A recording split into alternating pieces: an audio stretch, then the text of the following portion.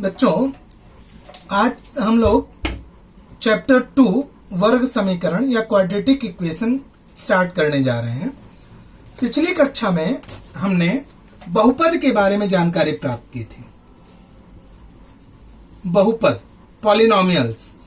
तो पिछली कक्षा में हमने आपको बताया था कि बहुपद कई प्रकार के होते हैं। उनमें से दो प्रकार हमने ये बताए थे। एक होता है रेखीय समीकरण,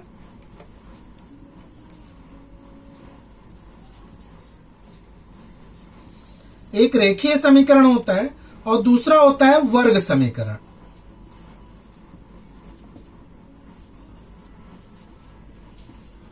रेखीय समीकरण मतलब लीनियर इक्वेशन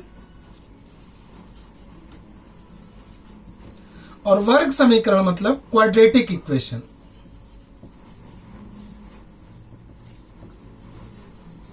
रेखीय समीकरण के बारे में हमने आपको पिछली कक्षा में बताया था कि रेखीय समीकरण को जिसमें चरांक का अधिकतम घात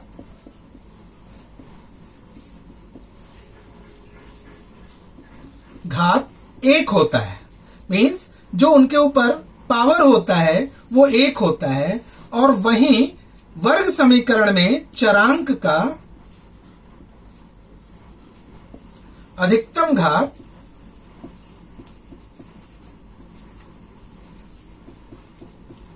2 होता है। इसको हम जो स्टैंडर्ड मानक रूप होता है इसको हम लिख सकते हैं ax plus b equals to 0, और जो वर्ग समीकरण है इसको लिख सकते हैं ax square plus bx plus c equals to 0। यहां देखिए चरांक x है, इसका घात है 1। यहां वर्ग समीकरण में चरांक x है और इसका जो अधिकतम घात है वो 2 है। तो वर्ग समीकरण ऐसा समीकरण होता है जिसमें अधिकतम घात चरांक का वो 2 होता है, और वर्ग समीकरण का जो स्टैंडर्ड फॉर्म होता है वो ax square plus bx plus c equals to 0। तो यह एक बेसिक कंसेप्ट हो गया वर्ग समीकरण का। अब हम लोग आएंगे वर्ग समीकरण के जो हल होते हैं, रूट्स ऑफ क्वाड्रेटिक इक्वेशन। तो रूट्स ऑफ क्वाड्रेटिक इक्वेशन क्या होते हैं? रूट्स ऑफ क्वाड्रेटिक इक्वेशन या वर्ग समीकरण के हल।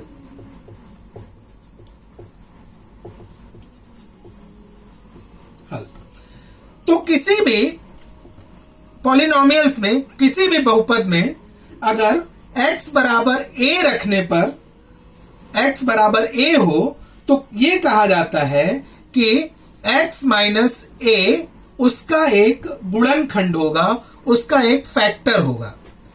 ये फैक्टर होगा या उसका एक गुणनखंड होगा उस पॉलिनोमियल्स का, और जो x बराबर a है वह उस समीकरण का एक हल होगा, उत्तर होगा। तो अगर कोई समीकरण px है, कोई जो हमारा पॉलिनोमियल्स या बहुपद px है, उसमें अगर x बराबर a रखने पर, यानी p की वैल्यू, x की वैल्यू a रखने पर समीकरण का मान अगर 0 प्राप्त हो जाता है तो ये a उस समीकरण का एक हल हो जाता है, और x माइनस a उस समीकरण का एक फैक्टर या एक उसका गुणनखंड हो जाता है। तो ये बेसिक नॉलेज के बाद हम लोग एक्सरसाइज पे आएंगे। फिर से एक बार इस बेसिक नॉलेज का एक छोटा सा रिवीजन कर लेते हैं। बहुपद 2 प्रकार के, रेखीय, वर्ग समीकरण।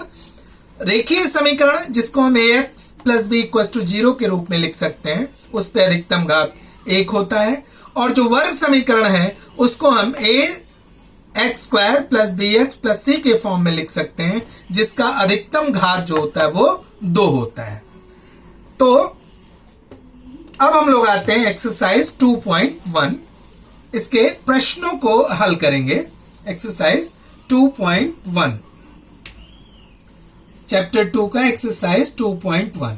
तो इसमें बहुत सारे ओरल क्वेश्चंस ही हैं, किंतु हम यहाँ पे उनको ओरल क्वेश्चंस को भी हल करके आपको बताएंगे।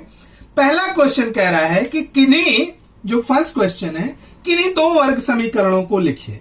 तो आप दो वर्ग समीकरण, कोई भी दो वर्ग समीकरण लिख सकते हैं। 3x² plus 2x plus 3 = 0। दूसरा समीकरण लिख सकते हैं 5x² प्लस 10x प्लस 5 = 0। तो इस प्रकार की ये जो समीकरण है जिसमें 2 के घात के रूप में उनका चरांक होता है, अर्थात उनके चरांक का अधिकतम घात 2 होता है, उनको हम वर्ग समीकरण में शामिल करते हैं। जो इसका दूसरा क्वेश्चन है, दूसरा क्वेश्चन में पूछ रहा है कि इनमें से कौन कौन से वर्ग समीकरण हैं। इसमें 6 क्वेश्चन दे रखे हैं, आपको पहचान करना है कि वो वर्ग समीकरण हैं भी या नहीं है। पहला क्वेश्चन है इसका, x का वर्ग प्लस 5x प्लस -2 = 0। अगर हम इसकी तुलना ax² plus bx plus c से करें तो हम देखते हैं कि यह एक वर्ग समीकरण है, क्योंकि चरांक का अधिकतम पावर 2 है, तो यह वर्ग समीकरण में यह शामिल किया जा सकता है। तो यह वर्ग समीकरण है। इसका जो दूसरा क्वेश्चन है,